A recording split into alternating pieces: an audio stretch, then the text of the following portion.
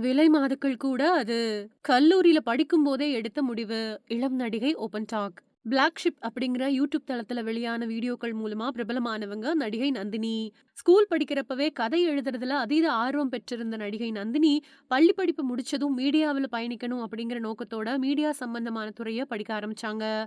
ஆரம்பத்துல எழுதுறது, இயக்குறது மாதிரியான விஷயங்கள் மட்டும் ஆர்வமா வச்சுக்கிட்டு இருந்ததுனால, நடிப்பின் மேல பெரிய ஆர்வம் இல்லாம இருந்திருக்காங்க. ஆனா பிளாக் ஷிப் குழு இவங்கள நடிக்க சொல்லி கேட்டதால, நடிச்சு பார்க்கலாம் அப்படின்னு முயற்சி பண்ணி, சின்ன சின்னதா நடிப்புலயும் தன்னை ஈடுபடுத்திக்கிட்டாங்க. ஒரு கட்டத்துல சின்ன சின்ன கதாபாத்திரங்கள்ல நடிச்சுக்கிட்டு இருந்த இவங்க, இப்போ முதன்மையான கதாபாத்திரத்துல நடிச்சு ரசிகர்கள கவர்ந்துட்டு வராங்க.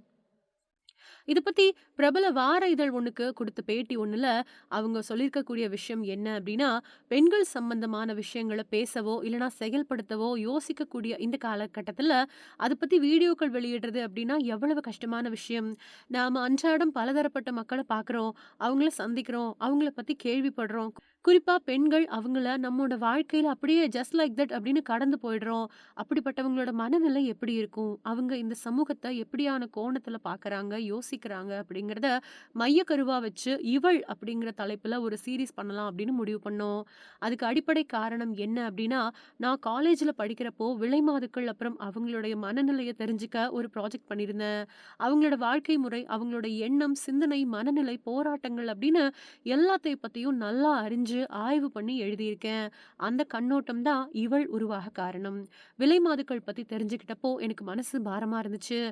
அவங்களுக்குள்ளேயும் தனிப்பட்ட உணர்வுகள், தனிப்பட்ட சூழல் எல்லாமே இருக்குது. அந்த கதாபாத்திரத்த ஏத்து நடிக்கும்போது உண்மையிலேயே அவங்க என்ன உணர்றாங்களோ, அத அப்படியே புரிஞ்சுக்க முடிஞ்சது. என்ன ரொம்பவுமே பாதிச்ச, என் மனசுக்கு ரொம்பவும் நெருக்கமான ஒரு கதை அப்படின்னா இதுதான். இதுக்காக அவங்க கிட்ட பேசும்போது, மத்த நாடுகள்ல இருக்கிறது மாதிரி இதையும் சட்டமாக்குறது, அவங்களுக்கான அங்கீகாரம் இதையெல்லாம் தாண்டி, "எங்கள கடினமா பார்க்காதீங்க.